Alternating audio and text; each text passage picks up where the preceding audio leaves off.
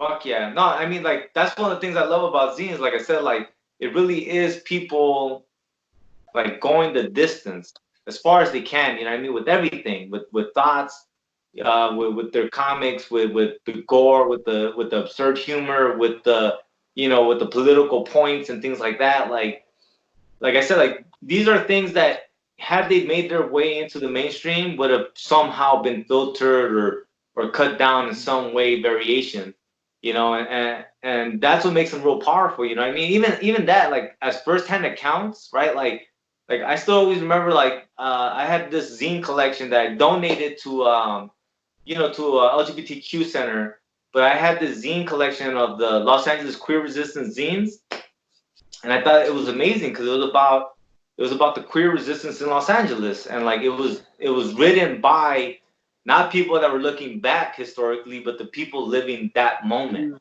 And like I remember just reading it and being like, this shit is powerful, man. And like I saved them and I protected them, you know what I mean? But then, like I said, when the center opened up, I remember they stopped at my restaurant because when I had my restaurant, 10% of profits I was giving away to charities. And so they were like, hey, Rich, could we be one of those groups? And I was like, absolutely. And then I said, on top of that, I got some fucking zines that I think, you guys should take with you for, to have a little library. And they were like, all right, cool, so, but so I don't have them anymore, but I hope they went to a good place, and yeah, but like definitely like I feel like that makes it real powerful, man. Instead of like kind of like the Howard Zinn book of like, right, like what he's saying that people's history of the United States, where he's like, we usually hear the story from from the perspective of an elite or a perspective of something more well off, but this is kind of from the perspective of like, I wouldn't say downtrodden, but like from the people living these experiences, these moments, and that makes it just more powerful to me. And like, I can't assume like, Penguin Books is gonna stop what they're doing to be like, hey, you live in, this marginalization or living this struggle. Can you write about that right now and we'll pay you right now? It's like, I don't. I wish they would, but they don't, right? And because they don't, that's what makes zines that much more powerful because this is our history. You know what I mean? Later on in life, we can use these as text to kind of re-piece together what was going on, right? Like, who knows how many zines we're gonna see come out of the current situation, right? And it's gonna be the perspective of these people living this moment in time in their area, which is a very specific, thing. And like I said, like because cultural anthropology is kind of my science, I find it even that much more interesting for that perspective, that reason, right? Where it's like it's so like it's such a small circle of people that'll create zines about certain things. You know what I mean? And so it's kind of like the most micro conversation you could have with somebody over a topic, and then leading up into the more macro, So for me, that's like zines are just really powerful for a multitude of reasons. You know what I mean? Like it goes deep, And then on top of that, zines can be fucking fun and funny and just fucking super chill, right? For the It's hard to sense say of what humor. the future's gonna bring, right? Huh? It's hard to say what the future's gonna bring because like look at how much of mainstream started off as like a pulp zine or an underground art form, right? Like take rap and hip hop for instance. At one point, it was the underground thing, and now arguably it's the number one genre of music in the world, right? Like, Yeah. yeah, But no, realistic. yeah, that's the aim, right? Like I feel like I think people sometimes assume like I want things to reside in the underground. I don't. But I like this idea of different perspectives being welcomed. I like this idea of creation for the sense of creating, not even for being wealthy or none of this other bullshit that people attach to it, but just this idea of like I just like to create, right? I want to Because it's write real. the next, It's real. and I really do feel like we are getting to that point. I think we are getting into a moment where the majority of human culture nowadays, they don't want to be a cookie cutter, right? They don't want to have, where once upon a time there was this idea of like everyone should have, I don't know, whatever the fucking brand of the year was, right? Now I feel like now it's kind of like, oh shit, where'd you get that from? And it's like, oh, they only made 200 t-shirts of this, like A B Yeah. C D. And so I really do feel and hope that you know, like I said, like the whole point of this is to build the world you want to see, you know, and so that means like I want people to grab this and run with it. I want people to self-medicate with creation, right? As opposed to like fucking popping pills and whatever other fucking, you know, things they've had put on them because of their depression and things like that. Self-medicate with creating, right? And like feel empowered through creation and through that community of creators, you know, that's going to be way better than fucking whatever pill your psychiatrist or, you know, whoever gives you, you know, in my opinion. But I'm not a medical professional, so I don't know. Well, the thing about zines as well, and zinesters, at least the ones that I've encountered and met over the course of the last few years online and around the world, has been that everyone is very uplifting of each other. There's very rare if I come across someone saying, I don't like that person's zine. I think it's poorly made and it's total shit because like realistically, like they're supposed to be cheaply made and real and from the heart and Yeah. just the amount of encouragement that comes from zinester to zinester that you see just looking through some of the comments on other people's Instagrams and Twitter feeds and whatnot, the excitement that we see when someone else is creating, it's super inspiring. Usually, but like I'm being from LA, I've seen some zines that I was like, look, you sent them to me, I'll review them if you want, but I'm gonna tell you right now what I'm gonna say, you know, and like I'll be honest with them because like I've gotten zines that ultimately are like, you know, rape apologetic, that are like apologizing for like racism.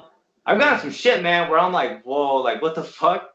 Like, not the mass majority. It's definitely, you know, a small section of zines that I received that way, but like there has been some where even like some of them were like frat boy humor of like, you know, like, oh, put some tequila in her beer, and I'm like, what the fuck? Like, no, like don't do that, like you motherfucker, you know?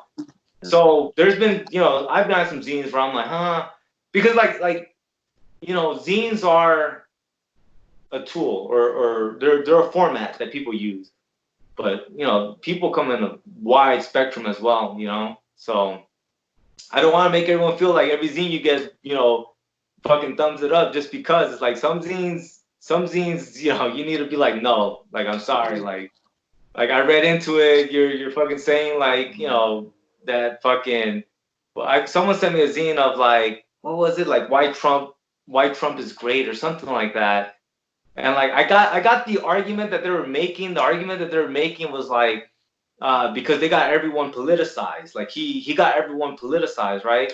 But I was like, nah, I just can't, man, because like, you know, there's no credit to give to this fella, you know, like the fact that everyone was very shocked that this person could become president doesn't mean that he has value in becoming a president, in my opinion.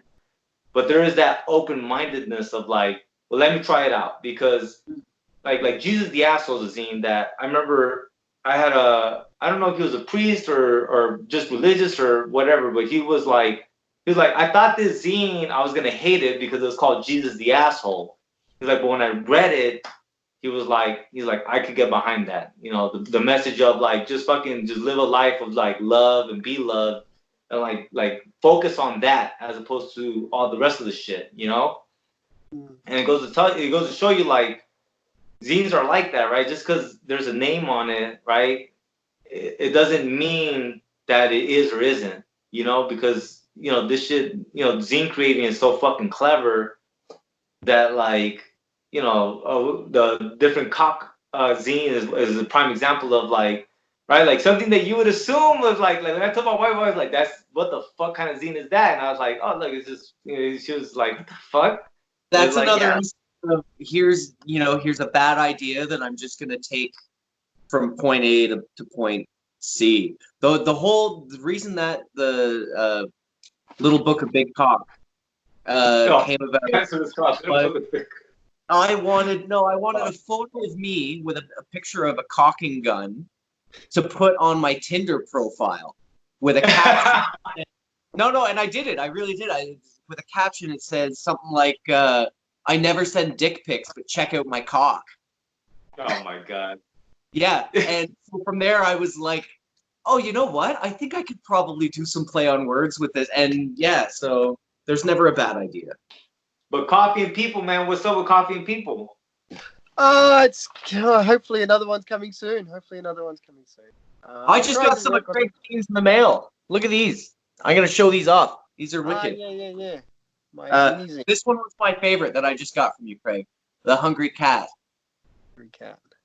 This was so cute and fun. I can't wait till my kids come home. I think my daughter's gonna love this one. It's about a hungry.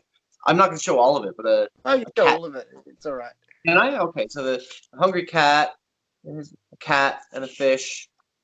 Meow, and the cat's hungry. And the fish is like, whatever. And the cat's I can't read it backwards. Come here, fish. And then at the end, the cat has eaten the fish. Yeah, it came out of I guess a spare hour. I was just sitting there just drawing, and I was like, oh, do. And then I thought, let's make a little zine, and then I just put the images down, and that's something I often do is I'll just spend 5 minutes just drawing something or just sketching out something, and then the next day again and again and again, and then all of a sudden after a week or two, I'll have like some images, and it'll be like, why don't I just make a zine out of this? And that's how some of those zines came about. There's these little mini zines. They were fun because I don't consider myself a drawer or anything, so they were fun. Yeah. Just have fun, right? Like when you're doodling, if that comes naturally to you, that means you must have some fun doing it. And it's like just do more of that. Never discount your own art. That's something I've had to like reteach myself over and over and over again. Because growing up, and like Rich, you may think the same. I don't know. But like I read a lot of comic books. You read a lot of comic books. I would draw, and my art never quite looked like the comics I liked. So I never really thought it was quite good enough. And so then you get a little older, and you see, there are people who do draw similar to me, and I've got my own style. They've got their own style, and it's all great. It's all about like getting the message, the story across. And I had a point that I was getting to with this, and I started rambling, and I shouldn't have started rambling because now I don't know where I'm going. The point is to just do it, right? Yeah. Put it. There's gonna be someone who likes it. I see a lot of art on Instagram that is, I don't want to say it's simple because it's like minimalist is probably a better word for it. And I look at it and I'm like, oh, that's so amazing, and I love it, and I love the style. But if I did something that looked like that, I would hate it if it was mine. Yeah, but that's very interesting because I remember I worked on a film that they never finished because the director was kind of an asshole. But it had like a $200,000 budget, right? And this filmmaker wanted every little detail to be just perfect, to be just right. And I kept telling him, right, because I was working as a VP, and I kept telling him like, look, man, are you a filmmaker or are you making a film, right? Because if you're making a film, then I can understand why you're being so tedious with the details, right? Because this is the one film you're gonna make, and so you want it to be your one all be all, right? Yeah. But going back to what you're saying, like people like that just like the craft, right, of writing, creating, storytelling, all this shit. This is a lifelong process, right? And I think you have to learn, because going back to the idea of like when you have no other ulterior motives to creating other than the process of creating in itself, then you're just gonna pump it out because the benefit is in just creating it. You know what I mean? Like I was creating comics and zines and stories long before I started printing them again as zines, right? Like I just had them, and my wife was like, "Well, what are you gonna do with them?" This is when we first met, and she was my wife, but it was just like the idea of like, "Well, what are you gonna do with these?" I'm like, "Nothing. Like I just do them." You know what I mean? I just do them because at the time I was in the era of blogging. I would read and review comic books for Black Ship Books, and it was this idea of like, eventually I started going to a lot more Comic Cons because I was able to. And I would buy a bunch of zines and shit, and that's why I was like, fuck, why don't I just print them as a zine? And then, whatever, I had the restaurant, whatever. And after the restaurant, I was like, fuck it, like, let me just do whatever the fuck I want. And so then I was like, I'm gonna just skate and fucking make zines. And that was it. But going back to the initial point of like, yeah, like the process of creating, right? Like if you just like that, then you're easy peasy, right? But like if you're like, I guess to say like, if my mentality was to create the world's greatest comic book ever, it's like, by whose definitions, Mm. right? By whose standards, right? And then that's what fucks you up, as opposed to this idea like where I have of like, I find it fun, right? If I stop finding it fun, I'll probably stop. You know what I mean? Like, if you guys ever see me not make a comic zine or any kind of zine, it means it stopped being fun for me. You know what I mean? I just haven't. I'm just like, well, it's not fun anymore. Have you ever seen the Tim Burton movie Ed Wood with Johnny Yes. Depp, Bill Murray, and Sarah Jessica Parker? Craig, I don't know if you've seen it. It's one of my favorite movies of all time because it's about Ed Wood, the director who made all the B movie monster movies in the like 40s and 50s, I think, and made considered the worst movie of all time with Plan 9 from Outer Space. But Which he I don't think was a bad movie. what's I don't that? think it was a bad movie, and I have the original comic book somewhere here in my fucking piles of comics, but I don't know where, so I'm not even gonna try to look for it. But I have an original comic of it, and Nice. and I don't think it was. I don't think by far it was the worst movie ever.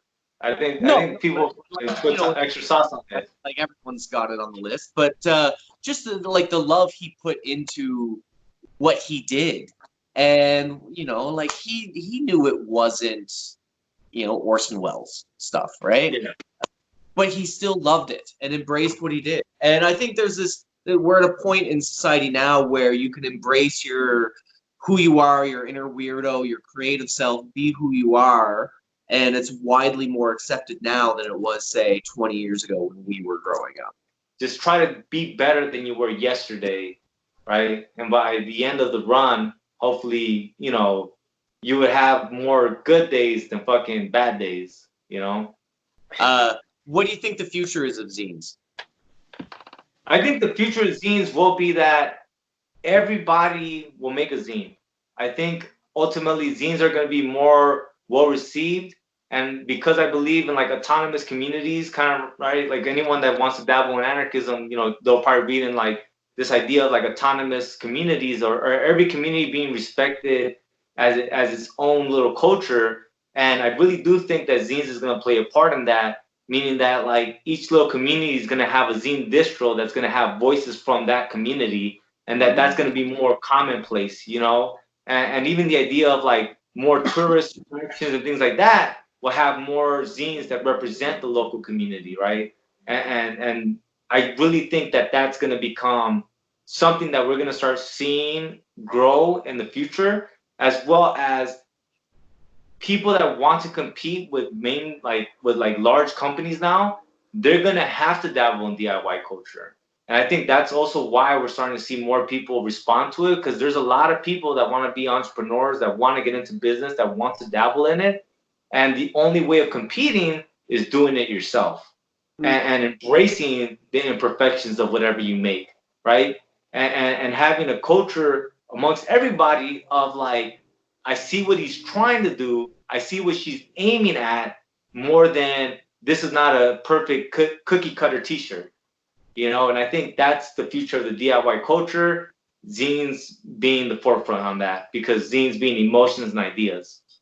I agree. I agree along with you. And I think, like, when you were talking, I was also thinking about how how blogging got quite popular. 10 years ago or something like that. And then even there's like a little joke that goes around, oh, everyone had a blog, or everyone's got a blog. And now it's like, oh, everyone's got a podcast, everyone's got a YouTube. It's so it is slowly. It's not. It's not of course it will happen. It will almost happen. Like, why not? Everybody have a zine. And I've heard someone say once, like, everyone should make a zine. Like, a lot of creators say that, like artists, or even comic artists, things like, everyone should make a zine, so you can also go through all of those steps from start to finish of complete creating something, and not just drawing the artwork for one page or one ad or something like that. It gives you, gives you an understanding of all of the steps that are needed to start and finish a project, and that project being a zine. they're so tangible. They're real, right? You touch them, you feel them, and I see people wanting more tangible things in the future. Like everything is so digital and disposable now. It is nice to hold something real in your hand. Majority of people who read books still like to hold a real book in their hand. The Kindle is a nice additive to that, but nothing compares to having the real thing in your hand. But at the same time, more people are looking for more and more real perspectives, right? So if you look at like magazine culture and whatnot, you pay like $6.99 for a 122-page magazine that's full of bullshit, and 3/4 of it's advertisements, right? People are getting sick of being sold to. They want what's real, and they want topics that they want to listen to and be interested in. To go back to like 17 magazine and doing the 11 teen parody of it, I borrowed probably 8 or 10 issues of Cosmo and 17 and Women's Health magazines from a neighbor of mine so that I could get an idea of like the style and tone that I'm going to be trying to parody and portray. And my first notice of these things was these magazines are 60%, 70% advertisements. Yeah, And fuck yet, yeah. yet the women are paying $6.99 for this thing that's 60% ads. Which it boggles my mind that people are paying this much for a magazine that's mostly advertisements. And there's one or two interesting articles. I read a bunch of the articles. There's one or two interesting articles in there, and a bunch of throwaway fluff.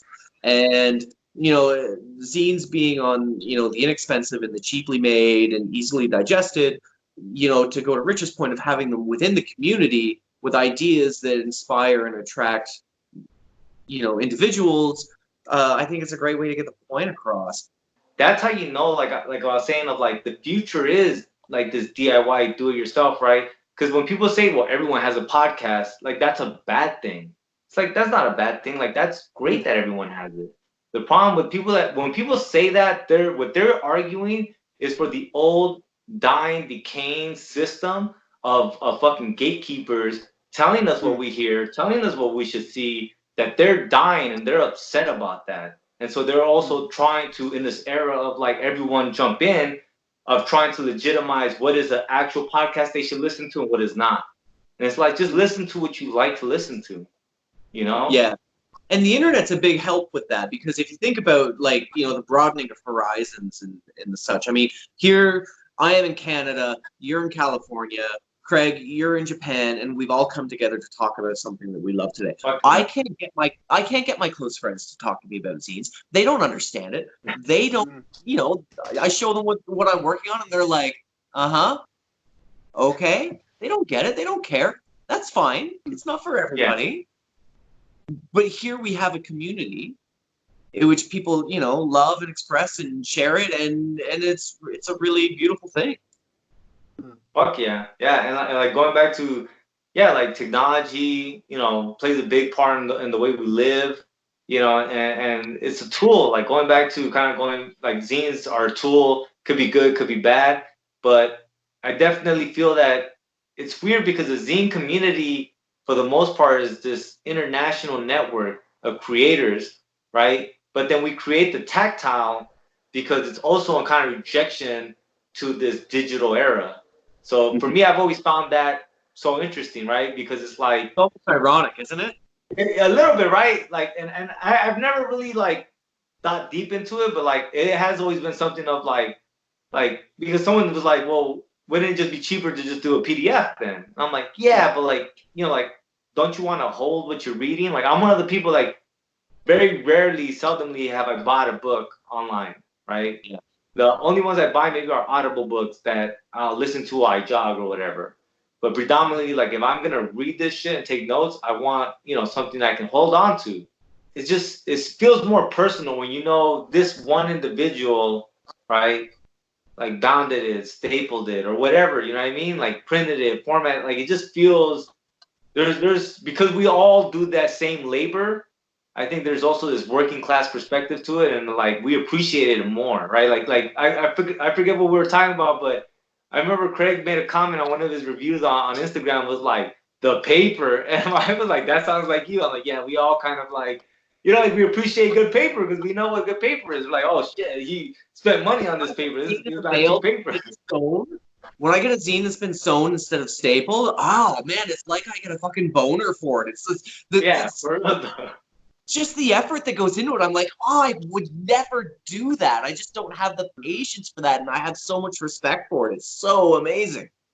But yeah, but like, and that's what I mean. Like, we appreciate that. Like, I got a zine one time, and someone was like, I only made 5 of these, and I'm like, fuck. And I got one of them. Like, that's fucking. Yeah. Like for me, like that blew my mind. Like I was like, fuck. Like, thank you. Like, I genuinely, sincerely appreciate the fact that out of all the people that you start to share this with, and it's not a lot because you only made 5. You're one of them. Like, damn. Like that's a hit. Last summer I was going through some like shit financially because I'd been let go from my job and was looking for new work and stuff.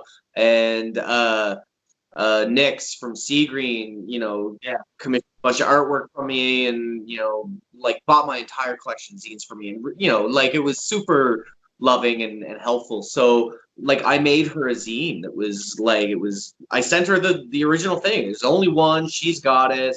I would love to see people making zines for other people.